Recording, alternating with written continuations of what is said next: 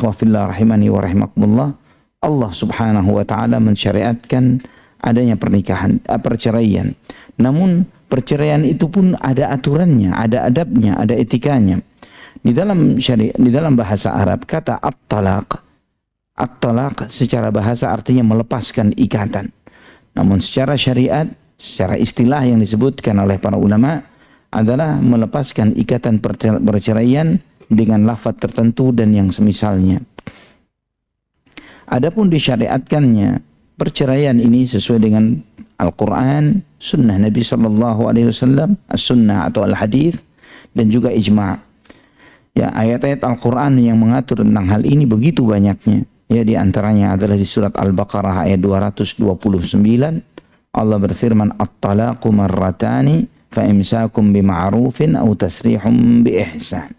Perceraian itu diizinkan 2 kali, maka sesudahnya apakah menahannya, menjaga istri itu dengan baik atau melepaskannya dengan cara yang baik. Juga misalnya ada satu surat di dalam Al-Quran namanya surat At-Talaq, surat tentang perceraian, yang itu dijelaskan oleh Allah Subhanahu wa taala. Di ayat pertamanya Allah menyebutkan, ya ayuhan nabiyyu idza talaqtumun nisaa fatalliquhunna li'iddatihin. Wahai nabi, jika kamu menceraikan istrimu atau menceraikan wanita atau istrimu, fatalliquhunna li'iddatihin, maka ceraikanlah mereka di masa iddahnya. Yang insyaallah kita akan membahas beberapa hal aturan terkait dengan hal ini. Ikhwatal iman rahimani wa rahimakumullah. Adapun dari hadis-hadis Nabi SAW juga cukup banyak. Yang diantaranya adalah Asim bin Laqit ibnu Saburah. Dari ayahnya, dari kakeknya, beliau menyebutkan, di sana disebutkan, ya Rasulullah, inna limra'atan fa dzakara min tuli lisaniha wa badha'iha. Ada seorang sahabat mengeluhkan kepada Nabi terkait dengan istrinya yang kasar, suka mengumpat, suka mencela. Maka Nabi SAW mengatakan, kalau kamu memiliki istri seperti itu, ceraikan, kata Nabi SAW. Kemudian sahabat itu mengatakan, ya Rasulullah, innaha dzatu sohbatin wa walad. Namun saya sudah lama tinggal dengan dia ya Rasulullah. Sudah bertahun-tahun saya tinggal dengan dia. Dan saya sudah terikat juga dengan banyak anak. Artinya ada anak-anak yang terjalin di dalam pernikahan ini. Kemudian Nabi SAW pun bersabda, fa'amsikha wa'murha. Fa'in yaku fiha khair, fasataf'al. Wala tadrib dha'inatak, darbaka ammatak. Darbaka ammatak. Kata Nabi SAW, kalau begitu, jaga istrimu dan ajak dia dengan cara-cara yang baik. Tahan istrimu, artinya jangan kamu ceraikan. Ajak dia dengan hal-hal yang baik. Dan insya Allah jika perempuan itu atau istrimu itu memiliki kebaikan, maka dia akan menjalankan apa yang kamu sampaikan. Dan jangan pernah kamu mencambuknya atau memukulnya, kata Nabi SAW. Adapun ijma' para ulama tentang hal ini jelas sekali. Kata Imam Ibnu Qudamah rahimahullah, beliau menyebutkan para ulama sepakat atau ijma' bolehnya perceraian yang dan ungkapan terkait dengan hal ini, ya kata beliau, begitu banyaknya dari perkataan para ulama yang terjadi. Bisa jadi perceraian itu terjadi karena tidak baiknya hubungan antara suami dan istri, sehingga mempertahankan pernikahan itu akan membuat kerusakan yang lebih dominan, ya, atau kerusakan pada salah satu pihak, dan mengharuskan suami untuk memberi nafkah di dalam sebuah rumah tangga yang dia tidak merasakan kenyamanan, ketenangan, kebahagiaan di sana, atau juga memaksa seorang wanita untuk bersabar padahal dia mendapatkan perilaku yang buruk dari suaminya dan pertikaian yang tidak henti-hentinya, yang tidak memberikan manfaat dan faedah, yang itu semuanya menghilangkan tujuan utama dari pernikahan, yaitu sakinah, mawaddah, warahmah. Ikhwatal iman rahimani wa rahimakumullah. Kalau ditanya apa hukumnya pernikahan, para ulama menjelaskan hukumnya perceraian. Hukum perceraian dijelaskan oleh para ulama ada 3 macam. Yang artinya perceraian itu bisa wajib, ada 5 macam hukum, ya. Bisa jadi wajib, bisa jadi sunnah, bisa mubah, bisa makruh, dan bahkan bisa haram. Ya. Kalau ditanya apa hukum dasarnya? Hukum dasarnya adalah makruh, dibenci. Arti kata makruh dibenci. Dasarnya adalah makruh. Tapi dalam kondisi tertentu bisa wajib, bisa sunnah, bisa mubah, bisa makruh, dan bahkan perceraian itu bisa haram. Kata Imam Ibnu Qudamah rahimahullah di dalam Al-Mughni, demikian pula kutipan dari Syekhul Islam Ibnu Taimiyah rahimahullah, beliau menyebutkan wa inna ma yakunu mabghudan min ghairi hajatin ilai, bahwa perbuatan ini yaitu bercerai itu dibenci kalau tidak ada hajat dan keperluan di sana. Wa qad sammahu an-nabiy sallallahu alaihi wasallam halalan, dan Nabi pernah menyebut perceraian itu dengan sebutan halal, sesuatu yang halal. Ya, hadis yang populer yang terkenal di masyarakat, abghadul halali ilallahi at-talaq. Sesuatu yang halal yang paling dibenci oleh Allah adalah perceraian. Hadis ini riwayat Abu Dawud, Ibnu Majah, tapi hadis ini walaupun sangat populer di masyarakat, tapi hadis ini sanadnya lemah atau hadis yang dhaif. Dan juga kata beliau, kata Ibnu Qudamah rahimahullah, li'annahu muzilun linnikahil mustamili 'alal masalihil mandub ilaiha fayakunu makruhan. Karena perceraian itu menghilangkan atau menafikan pernikahan, ya, perceraian itu menafikan pernikahan yang di dalamnya mengandung banyak kemaslahatan, yang pernikahan itu pada dasarnya adalah sunnah. Maka oleh karena itulah perceraian itu sesuatu yang makruh. Di antara dalil yang menyebutkan bahwa perceraian itu sesuatu yang makruh atau dibenci adalah yang pertama hadis Jabir bin Abdullah dalam Sahih Muslim dan Musnad Imam Ahmad. Nabi SAW bersabda, Inna iblisa yadha'u arsyahu 'alal ma' thumma yab'athu sarayahu fa'adnahum minhu manzilatan a'zamuhum fitnah yaji'u ahaduhum fayaqulu fa'altu kadha wa kadha fayaqulu ma sana'ta syai'an qala thumma yaji'u ahaduhum fayaqul ma taraktuhu hatta farraqtu bainahu wa baina imra'atihi qala fayudnihi minhu wa yaqulu ni'ma anta. Dalam Sahih Muslim, Nabi SAW menyampaikan sesungguhnya iblis meletakkan singgasananya di atas air. Dan kemudian dia melepaskan bala tentaranya untuk menggoda manusia. Yang paling dekat posisinya dengan iblis, majelisnya ini, ya semakin dekat, semakin tinggi level jabatannya, bintangnya semakin banyak, maka adalah yang paling jahat fitnahnya kepada manusia. Ya, semakin tinggi maka bintangnya tambah banyak. Wa yaji'u ahaduhum, ada salah seorang bala tentara iblis mengatakan, dia datang dan mengatakan, saya telah berbuat begini dan begitu. Kemudian kata iblis kepada setan itu, ma fa'alta syai'an, belum apa-apa. Sampai kemudian ada salah satu bala tentara iblis yang datang dan melaporkan bahwa saya menggoda si fulan dengan si fulana, suami dengan istri, dan aku tidak tinggalkan mereka berdua kecuali mereka, si lelaki, si suami sudah menceraikan istrinya. Maka kemudian iblis pun mendekatkan orang itu ke sisinya dan mengatakan, ni'ma anta, kamu memang benar-benar setan.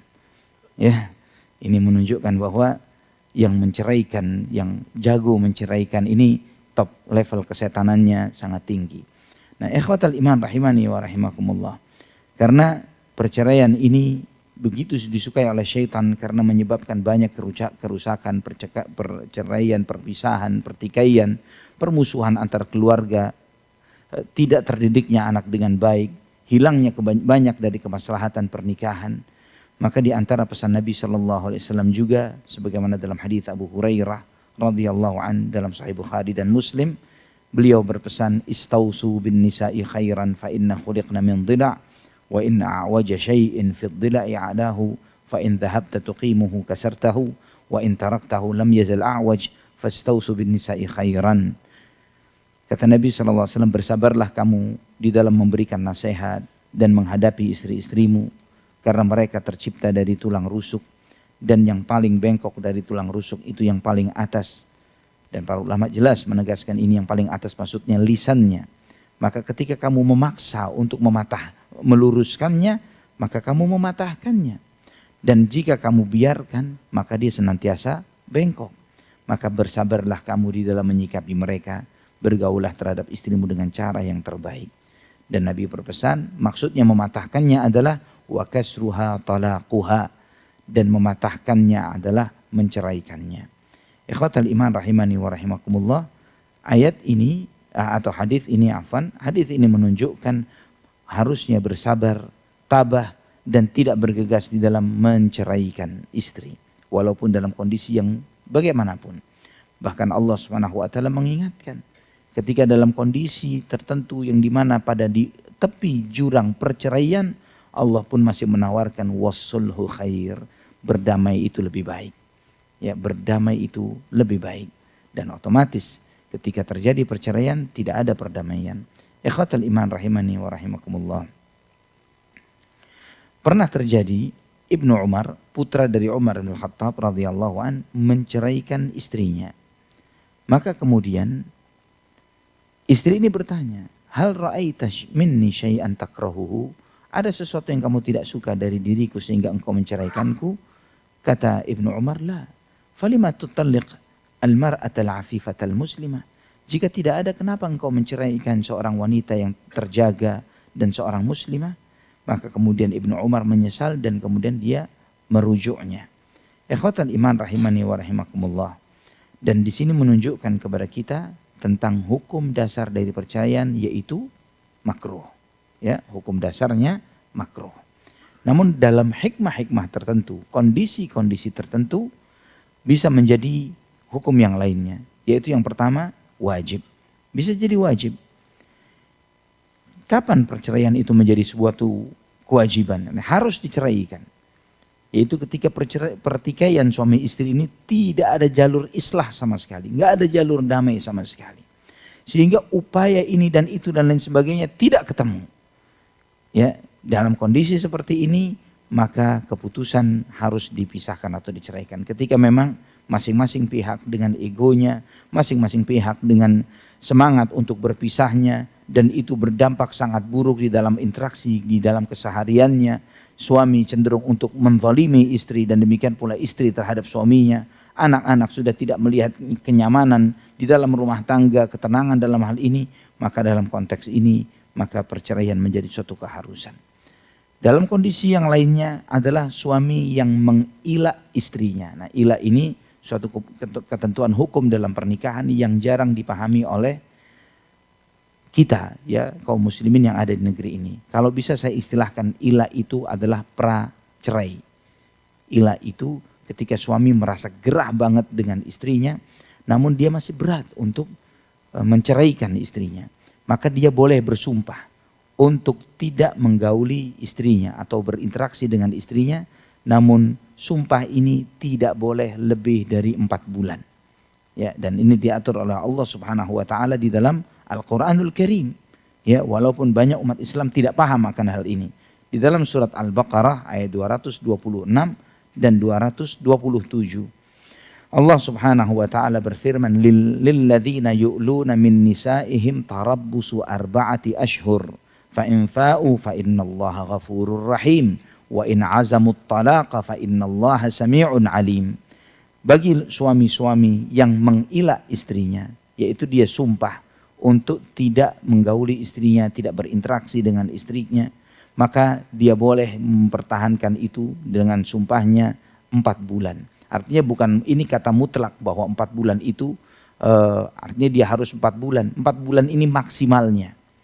Bisa jadi sebulan, bisa jadi cuma 2 minggu, bisa jadi 2 bulan, bisa jadi 3 bulan. Tapi maksimalnya 4 bulan. Tidak boleh lebih dari 4 bulan. Karena 4 bulan mendiamkan istri, ya, ini memberikan madarat bagi dirinya dan bagi istrinya. Maka Allah Subhanahu wa taala menyampaikan maksimalnya 4 bulan. Fa in fa'u fa innallaha ghafurur rahim. Kalau mereka mau balik dan membatalkan itu, maka Allah sesungguhnya Allah Maha Pengampun, Maha Penyayang. Wa in azamut talaqa fa innallaha sami'un alim. Namun ketika dia sudah 4 bulan ternyata dia tidak mau melanjutkan pernikahannya, maka di situ dia wajib menceraikan supaya tidak menggantung istrinya. Ya, ada terkadang sebagian suami karena kesal dengan istrinya, dia tidak ajak komunikasi, dia tidak interaksi dan lain sebagainya, dan dia diamkan ini bertahun-tahun dengan digantung tanpa ada status yang jelas, dan ini haram di dalam Islam. Yang seperti itu maksimalnya cuma 4 bulan saja. Lebih dari itu dituntut pengadilan. Apakah dia harus melanjutkan, nyambung, atau dia menceraikannya. Ikhwatal iman rahimani wa rahimakumullah, di antara hal yang mewajibkan perceraian sebagaimana disebutkan oleh Syekhul Islam Ibnu Taimiyah dalam Al-Ikhtiyaratul Fiqhiyahnya, wa yajibu 'ala az-zawji amra zawjatihi bis-salati fa in lam tusalli wajaba 'alaihi firaquha 'ala as-sahih. Ya, dan di antara yang mengharuskan hal ini seperti yang dikatakan Ibnu Taimiyah rahimahullah, ketika suami memerintahkan istrinya untuk salat, namun istrinya milih untuk tidak mau salat, maka dia wajib menceraikan istrinya menurut pendapat yang sahih. Dalam konteks yang sama, demikian pula istri terhadap suami. Istri terhadap suaminya. Ketika dia mendapati suaminya tidak mau salat, dia berhak untuk menggugat cerai suaminya karena hal tersebut. Ikhwah fillah rahimani wa rahimakumullah. Ini karena salat adalah hak terbesar dalam Islam setelah syahadat. Dan di sini juga menunjukkan kepada kita bahwa kondisi-kondisi yang misalnya seorang suami yang cenderung menzalimi istrinya, nyakitin, mukul dan lain sebagainya karena ketidaksukaan dalam dirinya, maka dia wajib memisahkan dirinya, menceraikan istrinya. Demikian pula istri ketika dia menghadapi kondisi yang seperti ini, maka dia tidak boleh mempertahankan rumah tangga dalam kondisi yang seperti itu. Dalam kurang dari seminggu yang lalu ada satu keluarga datang dan kemudian mengeluhkan akan hal ini, bahwa putri mereka baru menikah 6 bulan, subhanallah, 6 bulan. Dan masih dalam masa-masa honeymoon, ya, masa-masa lagi bulan madu. Karena masih ada planning mau jalan-jalan ke Turki, mau jalan-jalan ke Swiss. Tapi istrinya sudah membawa bekas lebam dan babak belur di beberapa tempat pada tubuhnya. Sebagaimana yang disampaikan oleh keluarganya, ibunya, neneknya dan sebagainya. Karena suaminya memiliki masalah tentang hal ini. Dia tidak bisa menahan emosi dan temperamennya ketika sedang marah. Walaupun mungkin kesal karena masalah kerjaan. Ketika istrinya datang untuk menenangkannya, namun karena kesalnya, maka istrinya dijadikan sebagai samsak sasaran pukul. Ya, sasaran pukul sehingga babak belur di sana sini dan lain sebagainya. Nah, yang seperti ini Anda sampaikan bahwa anti di dalam pernikahan kalian, kamu wahai wanita, menikah ini apa harapannya? Apa tujuannya? Tujuan menikah itu untuk mendapatkan kebahagiaan, bukan untuk disakiti dan dizalimi. Itu tujuan pernikahan. Ketika itu tidak didapatkan, bukan ini maksud dari pernikahan yang Allah tujukan. Yang tujuannya adalah sakinah, mawaddah, warahmah. Namun dengan kondisi yang seperti itu, apa yang Anda dapatkan? Semua orang, saya sampaikan, ketika Anda datang kemari dengan mau jalan-jalan jauh, nih mau ke Turki, ke Swiss dan lain sebagainya. Saya tanya kepada wanita yang lain yang hadir di sana, kalau kamu diajak suamimu ke sana kemari seperti itu, apa yang kamu rasakan? Dia senang, Ustaz. Tapi sekarang coba lihat, dia khawatir. Dia khawatir karena cuma berdua saja. Dia khawatir bagaimana kalau saat yang tidak dia inginkan dari suaminya itu muncul, maka dia ditinggal di negerinya orang. Ya, kalau masih di kampung sendiri, di negeri sendiri masih oke. Tapi kalau di negeri orang, di Turki atau di Swiss terus dibuang begitu saja, bagaimana nasibnya? Subhanallah, apakah ini pernikahan yang kamu harapkan? Nah, ikhwah fillah rahimani wa rahimakumullah. Ini menunjukkan kepada kita beberapa kondisi yang bahkan talak itu menjadi sesuatu yang wajib. Kemudian yang berikutnya adalah sunnah, istihbab, artinya dianjurkan. Dianjurkan, tidak sampai kepada tahap wajib, tapi talak lebih baik daripada tidak talak. Al-Imam Ibnu Qudamah rahimahullah di dalam Al-Mughni, beliau menyampaikan, mandubun ilaihi wa huwa 'inda tafritil mar'ati fi huquqillahil wajibah, mithlu salati wa nahwiha. ولا يمكنه إجبارها عليها أو تكون له امرأة غير عفيفة. Yaitu ini dianjurkan ketika seorang wanita, seorang suami mendapati istrinya menyia-nyiakan hak-hak Allah yang wajib baginya, yaitu seperti salat dan yang semisalnya. Diperintahkan untuk berhijab misalnya, namun dia menolak untuk itu. Dan tidak mungkin bagi suami untuk memaksanya. Artinya sudah diingatkan, ditekankan, diperingatkan dan lain sebagainya, namun dia tetap bersikukuh dengan apa yang menjadi sikapnya. Ya, au takunu lahu imra'ah ghairu afifa, atau dia memiliki istri yang tidak menjaga kehormatan dirinya. Ya, istri yang misalnya mudah bersendagurau dengan laki-laki yang bukan mahramnya, berbicara dengan enaknya, berduaan dan lain sebagainya, tidak menjaga kehormatan dirinya. La yanbaghi, kata Imam Ahmad bin Hanbal, ketika seorang memiliki istri yang seperti ini, la yanbaghi lahu imsakuha. Tidak semestinya dia mempertahankan istri yang seperti ini. Wa dzalika li'anna fihi naqsan li dinihi wa la ya'manu ifsaduha li firashihi wa ilhaquha bihi waladan laisa huwa minhu. Karena kata beliau, karena kekurangan agamanya, dia tidak bisa menjamin dirinya atau istrinya itu menjaga dirinya, dan bisa jadi masuknya anak-anak di dalam rahim, ya, di dalam yang keluarnya anak dari rahim istri itu yang bukan dari keturunannya, yang itu menjadi madarat yang sangat besar, yang terkadang seorang suami tidak menyadari ternyata anak yang dilahirkan istrinya bukan dari anaknya, tapi anak orang lain yang menyusup di tengah jalan. Yang seperti ini, kata beliau, ikhwatal iman rahimani wa rahimakumullah, maka dianjurkan untuk menceraikan atau terjadi perceraian di dalam hal ini. Juga misalnya ketika mendapati pasangan yang cenderung untuk mencelakai orang lain atau diri sendiri, ya, mencelakai orang lain atau diri sendiri. Atau misalnya dia mendapati pasangannya, dia mendapati istrinya merasa tidak nyaman dengan suaminya. Sudah melakukan dengan banyak upaya.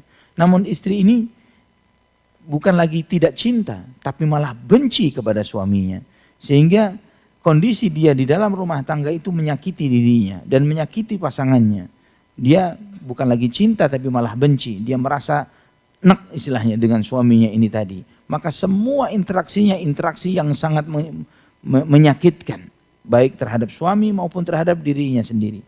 Maka ketika dalam kondisi seperti ini dijelaskan oleh para ulama, fayakunu min babil ihsani ilaiha firaquha wa izalatud darari anha wa in kana yuhibbuha. Maka dalam kondisi seperti ini, supaya tidak terus membuat kondisi istri ini tersakiti dengan kondisinya, maka boleh menceraikannya walaupun sang suami dalam kondisi masih mencintai istrinya. Wal aula an yas'a fi izalati ad-darar allati tadarrarat bisababihi bil mau'izati was sabri 'alaiha. Walaupun yang lebih diutamakan bagaimana upaya suami menghilangkan kondisi-kondisi yang menyebabkan istri itu merasa tersakiti dengan memberikan nasihat-nasihat yang baik, menganjurkannya untuk bersabar. Wa in wajada annal maslahata laha fi talaqiha talaqaha. Namun ternyata kalau dengan segala upaya ini dia melihat bahwa kondisi maslahat yang terbaik adalah dengan menceraikannya, maka ceraikanlah dia. Ikhwatal iman rahimani wa rahimakumullah. Kondisi yang ketiga, kondisi mubah. Kondisi mubah ini adalah boleh-boleh saja, boleh dipertahankan, boleh diceraikan.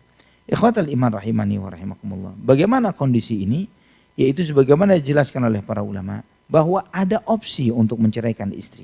Mungkin perangainya yang buruk, sikapnya yang kurang baik, ya. Namun sang suami lebih milih sabar, udah deh. Ini ujian anak, ya. Dan itu diantara ujian yang dialami oleh banyak para ulama terdahulu, ya.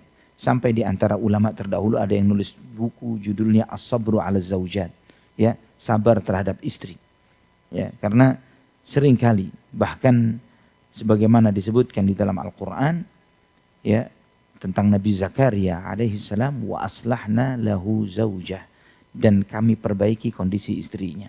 Di antara tafsir para ulama bahwa di antara tafsir para ulama yang disebutkan oleh Ibnu Katsir dan yang lainnya, bahwa istri Nabi Zakaria alaihi salam, beliau dulunya adalah wanita yang suka kasar terhadap suami secara lisan dan perangai dan sikap.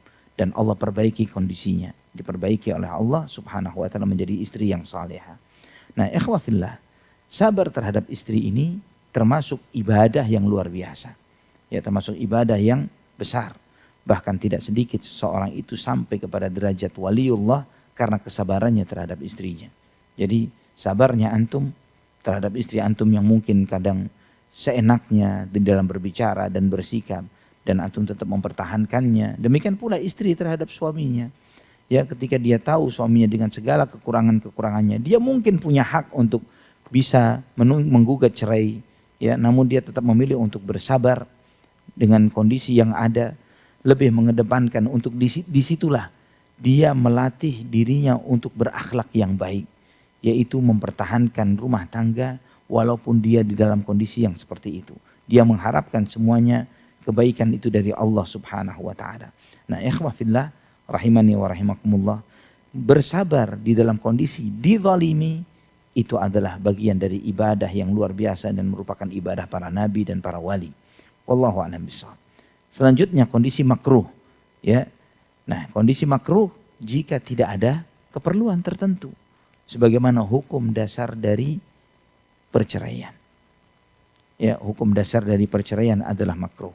Kapan perceraian itu menjadi haram? Yaitu di antaranya menceraikan istri dalam keadaan haid. Ya, ketika istri sedang haid, itu haram menceraikannya. Ini banyak tidak diketahui oleh banyak kita. Ya, terkadang seringkali, subhanallah, ini hikmahnya luar biasa. Kondisi haidnya seorang wanita, kondisi gangguan hormonal di dalam dirinya, yang hormonal ini sangat luar biasa terjadi pada diri seorang wanita ketika dia sedang haid, yang membuat dia itu mungkin temperamen dan lain sebagainya. Dan di antara besarnya hikmah syariat ini, Allah mengharamkan seorang suami untuk menceraikan istrinya ketika istrinya sedang haid. Atau kondisi yang kedua yang perceraian itu adalah haram, yaitu menceraikan istri di saat sucinya dia, tapi dia sudah menggauli istrinya di saat suci tersebut. Bukan dalam kondisi haid, kondisi suci. Tapi 2-3 hari yang lalu dia baru hubungan dengan istrinya. Kemudian setelah 2 atau 3 hari terjadi percekcokan, perselisihan. Kondisi ini haram untuk menceraikannya. Subhanallah. Ini ikhwatal iman rahimani wa rahimakumullah, menunjukkan kepada kita bagaimana Allah Subhanahu wa taala tidak bermudah-mudah di dalam perceraian. Bukan gara-gara ada masalah sedikit kemudian cerai, ada masalah sedikit cerai, ada masalah sedikit cerai. Bahkan kondisi-kondisi ini menjadi ibrah, pelajaran, dan para ulama menyebutnya sebagai talak bid'ah.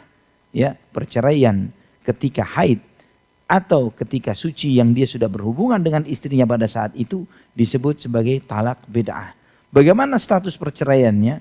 Status perceraiannya jatuh talak tapi wajib rujuk. Jatuh talak tapi wajib rujuk. Ini sebagaimana yang disampaikan oleh para ulama. Insya Allah jika ada kesempatan kita akan bahas tentang hal ini, sebagaimana tentang ila. Wallahu a'lam bishawab. Kemudian, siapakah yang berhak menjatuhkan talak? Suami atau istri? Suami, sepakat ya, sepakat bahwa suami, bukan istri.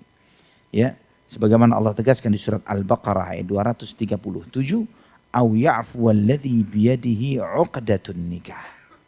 Ya, dan ini menunjukkan bahwa ya, yang sebagaimana di dalam ayat ini disebutkan bahwa akad nikah itu dari ucapan suami, demikian pula perceraian dari ucapan suami. Ya, dan hikmahnya sangat banyak. Terkait dengan hikmah kenapa perceraian itu di tangan suami bukan di tangan istri, di antaranya adalah Allah Subhanahu wa taala melebihkan laki-laki dari wanita dalam hal berakal, berfikir, ya, rasio. Yang wanita itu cenderung dengan perasaan dan emosinya. Namun suami tidak seperti itu. Ya, yang mereka di tangan mereka lah untuk mempertimbangkan dampak segalanya, akhir dari segala sesuatunya, berbeda dengan wanita yang lebih dominan perasaan dan emosinya. Maka seringkali sebagian wanita kalau misalnya ketika cekcok sedih, sudah deh kalau nggak mau ya sudah kita pisah aja. Itu ucapan yang paling gampang diucapkan oleh laki-laki atau wanita? Ya, wanita. Dan sayangnya sebagian laki-laki yang setengah wanita banyak yang seperti itu saat ini. Ya, banyak laki-laki yang gampang baper sekarang ini, yang harusnya tidak seperti itu. Seorang laki-laki harus menjaga pernikahan itu dengan sebaik-baiknya. Tidak gampang mengucapkan kata pisah, cerai, saya pulangkan kamu ke rumah orang tuamu. Yang ini semuanya bukanlah sikap seorang laki-laki. Ya, bukan laki-laki yang jantan, bukan seperti itu. Tapi lelaki yang setengah laki-laki. Juga di antara hikmah yang lainnya adalah karena nafkah itu tanggung jawab laki-laki, bukan wanita. Sebagaimana Allah firmankan di surat An-Nisa ayat 34. Ar-rijalu qawwamuna 'alan nisa'i bima faddalallahu ba'dahum 'ala ba'd wa bima anfaqu min amwalihim. lelaki itu sebagai pilar pemimpin bagi wanita karena kelebihan yang Allah lebihkan kepada sebagian mereka dari sebagian yang lainnya, dan karena nafkah yang mereka belanjakan dari harta mereka. Dan yang terakhir juga karena mahar itu dikeluarkan oleh laki-laki, maka demikian pula talak itu dituntutkan dari laki-laki. Ya, dan juga karena mahar itu laki-laki yang wajib membayarnya. Maka oleh karena itulah ikhwafillah rahimani wa rahimakumullah, ketika perceraian pun diserahkan kepada laki-laki bukan wanita. Dan itulah hikmah yang besar. Kalau kita menyadari ini menunjukkan syariat ini bukanlah dari akal dan pikiran Nabi kita Muhammad SAW. Tapi syariat ini turunnya dari yang maha bijaksana, yang hakim, Allah Subhanahu wa ta'ala. Karena bisa jadi kalau setiap kata cerai yang diucapkan oleh seorang wanita itu jatuh cerai, ya, maka bisa jadi semua semasjid ini sudah jadi duda semuanya. Ya, namun Allah Subhanahu wa ta'ala yang mengatur kata cerai hanya jatuh ketika diucapkan oleh seorang laki-laki. Yang insya Allah pada kajian berikutnya kita masih akan membahas tentang masalah ini, syarat jatuh cerai. Ya, kapan ucapan cerai itu jatuh dan kapan tidak. Ya, ini namun perlu diingatkan bahwa hati-hati bagi setiap laki-laki. Kalau wanita mau zikir pagi petangnya minta cerai nggak bakal jatuh. Ya, bangun tidur kesenggol dikit mas cerai ya, itu nggak jatuh. Tapi ketika laki-laki jangan sembarangan mengucapkan kalimat itu. Jangan sembarangan, karena dalam satu hadis Nabi SAW mengingatkan 3 hal seriusnya serius, main-mainnya adalah serius, diantaranya adalah cerai. Ini harus hati-hati bagi setiap suami untuk mengucapkan kalimat ini di dalam pernikahannya. Wallahu ta'ala ala wa alam bisawab. Sampai di sini ikhwafillah, masih bersambung materi ini terkait dengan adab-adab perceraian, karena ada permasalahan fikih mendasar yang perlu dipahami di dalam setiap rumah tangga yang banyak tidak dipahami oleh kita umat Islam, padahal itu sudah diatur sangat mendetail oleh Allah dan Rasulnya di dalam Al-Quran maupun As-Sunnah. Aqulu qawli hadza subhanakallahumma wa bihamdik asyhadu an la ilaha illa anta astaghfiruka wa atubu ilaik. Wassalamu alaikum warahmatullahi wabarakatuh.